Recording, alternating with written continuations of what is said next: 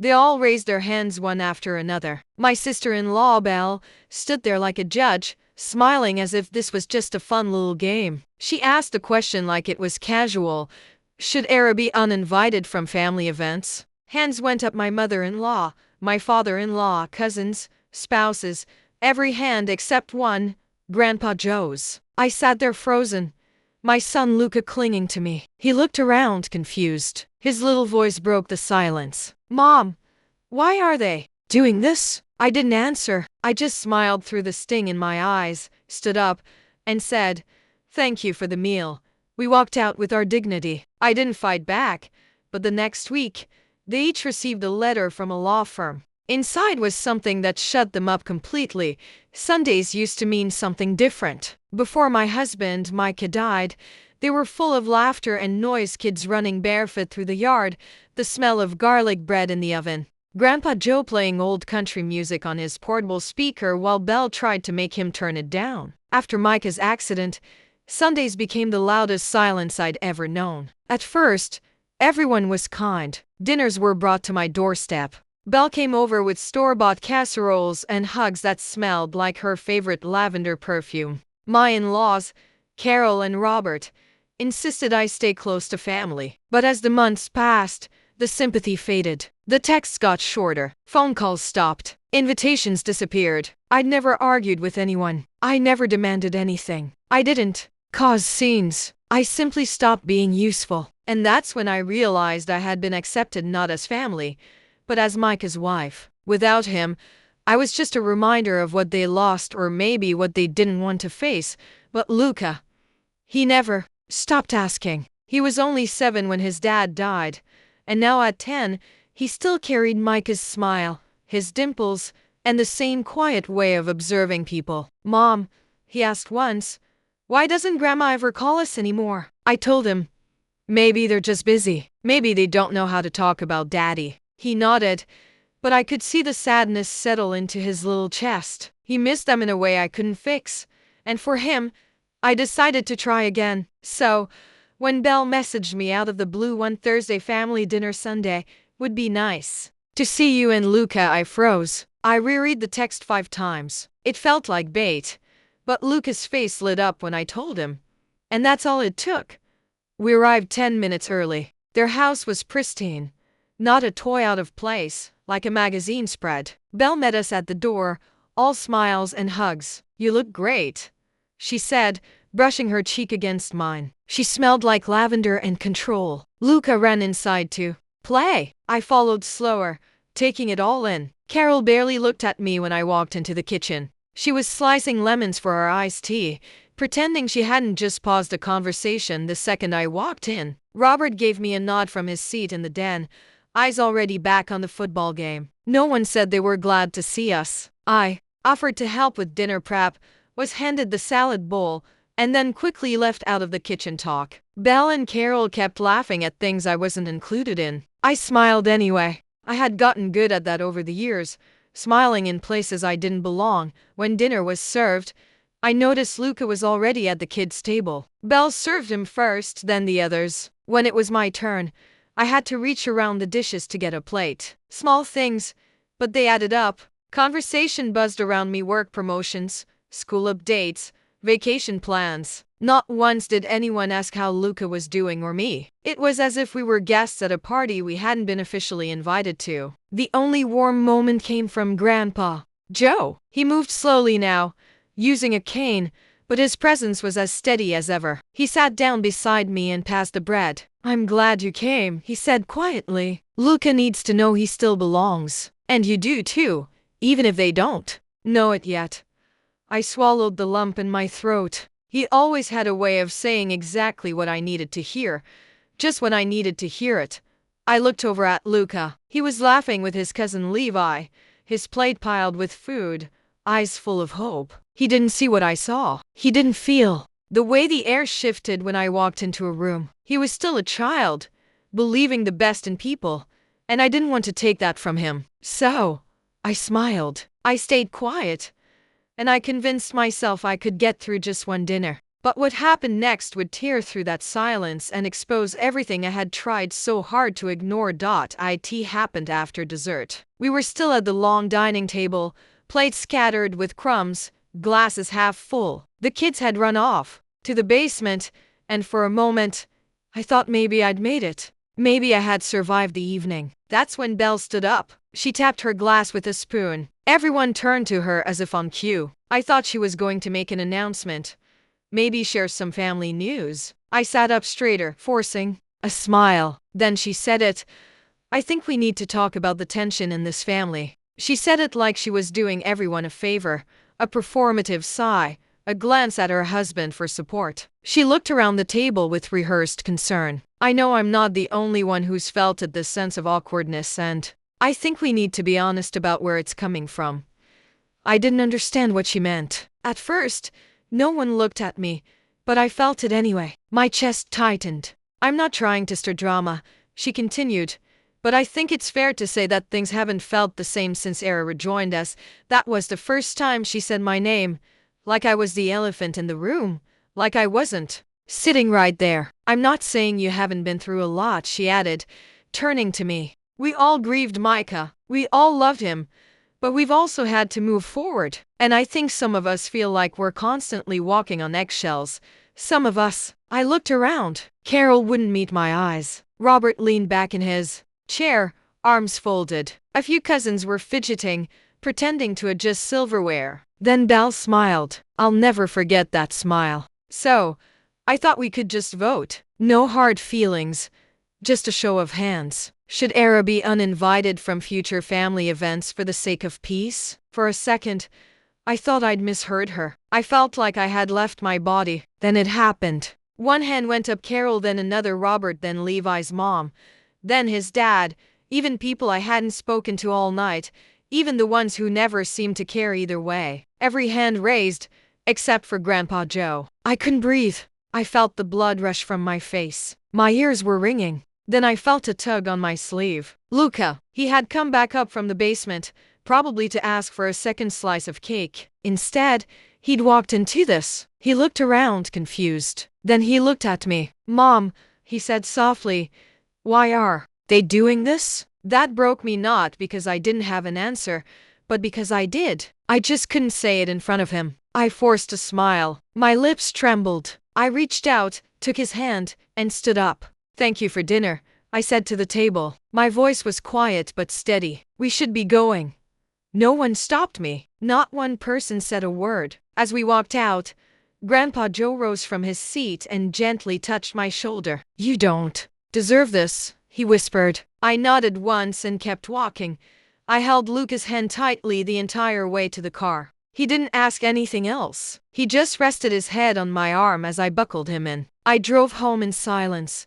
The kind of silence that sits deep in your bones. That night, I sat in the dark for hours, listening to my son breathe as he slept beside me. I knew Belle had orchestrated that moment. She'd planned it, rehearsed it, built it up over months, maybe longer. She didn't want me gone for peace. She wanted me erased. And this vote, it was her performance, her little show of power, and I let her have it. But what she didn't know, what none of them knew, was that I wasn't going to stay quiet forever. I didn't shout. I didn't beg. But I was done playing the part of the grieving widow who knew her place. The next move was mine. The house was quiet that night, except for the soft hum of the refrigerator and the rhythm of Luca's breathing beside me. He'd fallen asleep, curled against my side, one hand still gripping the sleeve of my shirt like he was afraid I'd disappear. I lay there in the dark, eyes wide open, staring at the ceiling. My mind replayed everything: Belle's voice, the raised hands, Luca's question.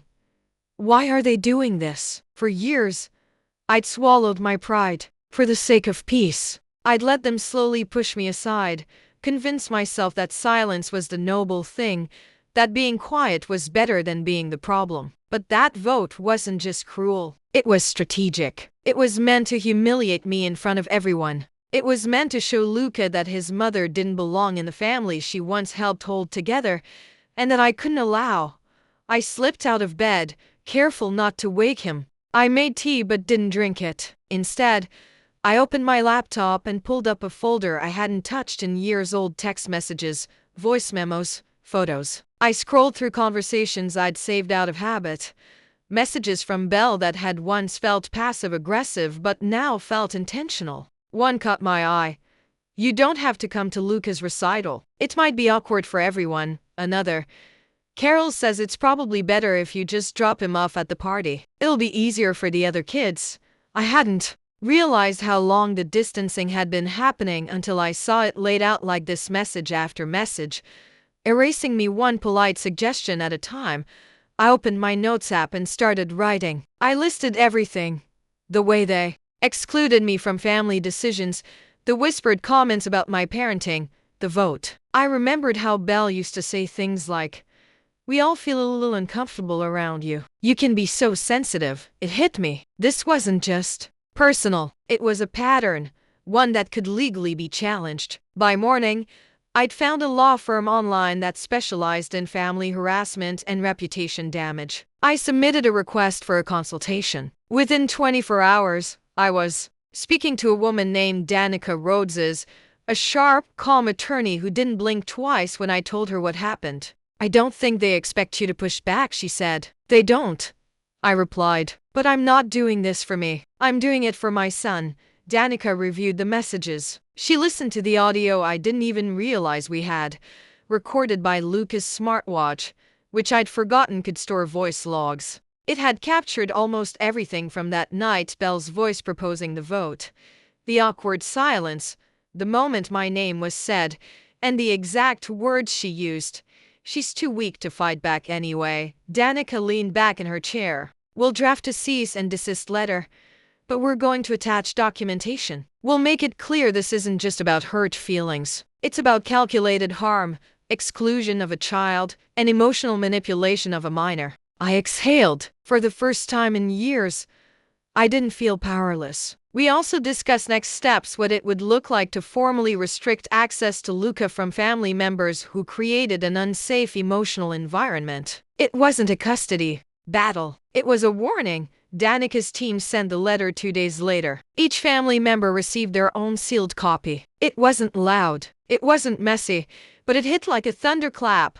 And suddenly all the people who had voted to push me out went completely silent. The letters were delivered on a Thursday morning, each one signed, sealed, and stamped from Rhodeses and Keene Family Law, addressed individually to every adult who had raised their hand. I didn't tell anyone they were coming. I didn't post anything online or send warning texts. I went about my day as usual, made breakfast, packed Luca's lunch, took him to school. But there was a strange calm in my chest, a quiet knowing that something irreversible had been set in motion. By noon, the calls started. First, a missed call from Carol, then 2 text messages from Robert. "We need to talk. This has gone too far."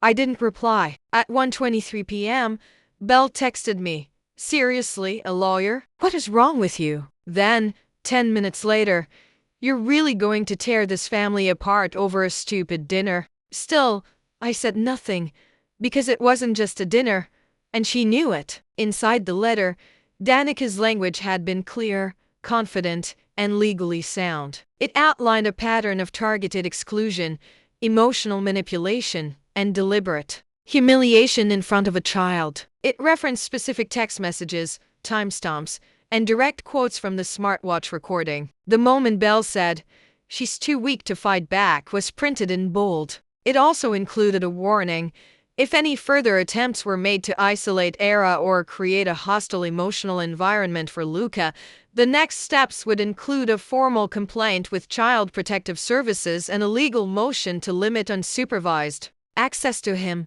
The part that hit the hardest: the letter's closing paragraph. "This firm represents a mother who has chosen silence in the past for the sake of family harmony. That silence is no longer a gift she's willing to give." Within 24 hours, every single person who had raised their hand had gone silent. No one tried to defend the vote. No one asked if the audio was real. They all knew what they did. On Friday, I got a handwritten letter in my mailbox, no return address, just a folded card inside. It was from Carol.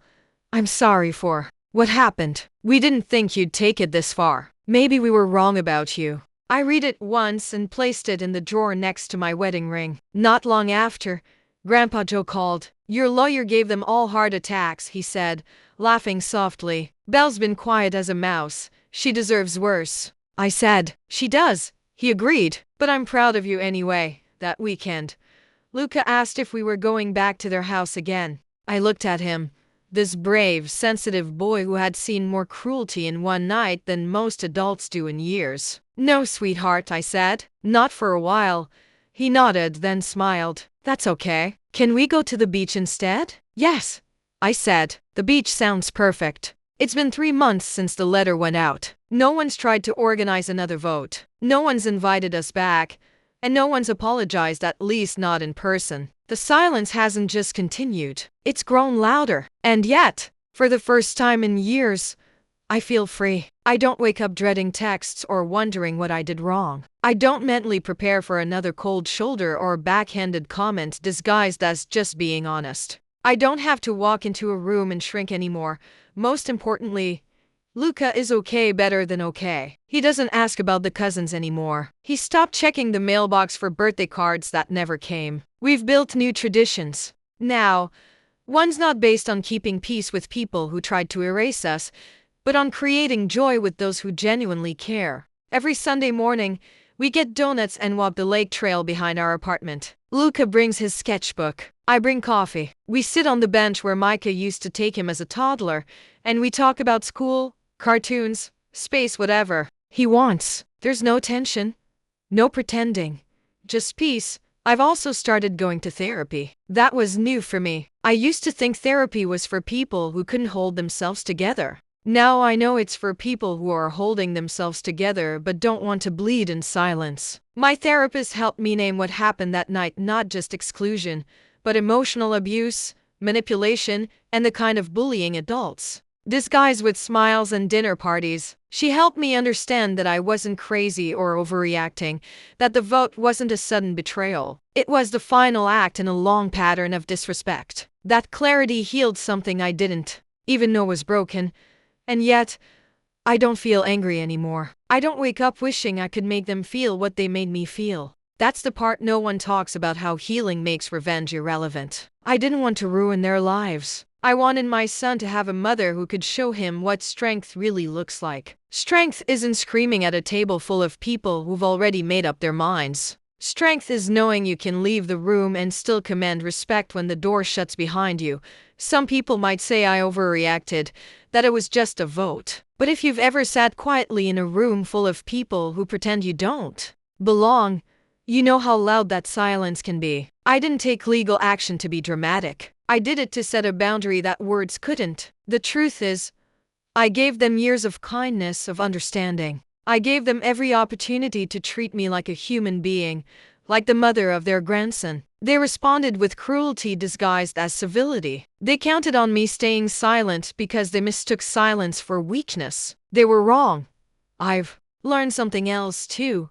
Family isn't sacred just because it's family. Blood doesn't give anyone the right to mistreat you. Names and DNA don't excuse manipulation. And loyalty doesn't mean tolerating pain. Family is built, chosen, earned. Grandpa Joe still comes by every Saturday. He and Luca play chess badly and eat sugar cookies he brings from the corner bakery. He never talks about the others, and I never ask. Last week, Luca asked me, "Do you think they miss us?" I paused. "Maybe," I said, "but missing someone doesn't mean you treated them right."